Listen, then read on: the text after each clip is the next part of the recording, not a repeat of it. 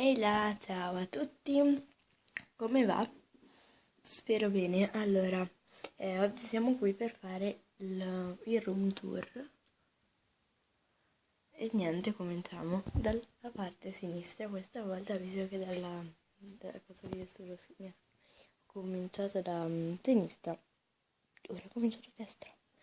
Qui la prima cosa che vediamo appena entriamo è questo bellissimo armadio, il condizionatore, che scende, e poi qui c'è la scritta Denis, che appunto, ma visto che non c'è spazio nella camera mia, ho messo qua la sua casa delle Barbie, che in realtà è molto bella.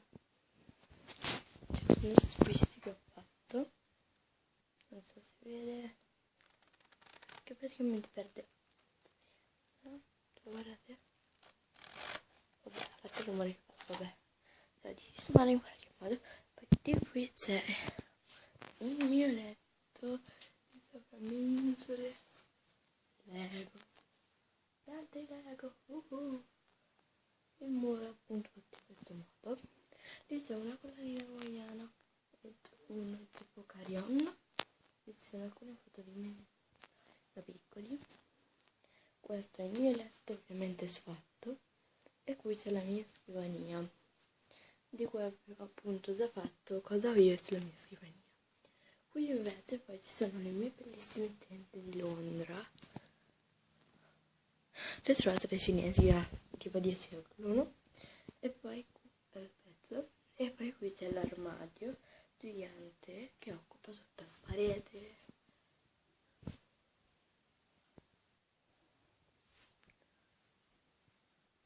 Ok, è enorme. Passiamo invece al pavimento. Il pavimento è tipo tutto bianco e ho il tappeto come anima, molto piccolo però. Vedete i miei bei piedini. Sono ancora in pigiama perché mi sono appena svegliata. Ok ragazzi, vi volevo fare vedere una cosa che ho comprato l'altro giorno da OVS. Questo bellissimo, c'era una confezione di lip balm, questo tipo lucida labbra a forma di gattino, troppo bello.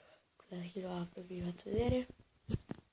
Ok, l'ho aperto, questo qui, la parte sotto, appunto c'è il lip balm, e questa qui è la parte sopra. Ora lo richiudo.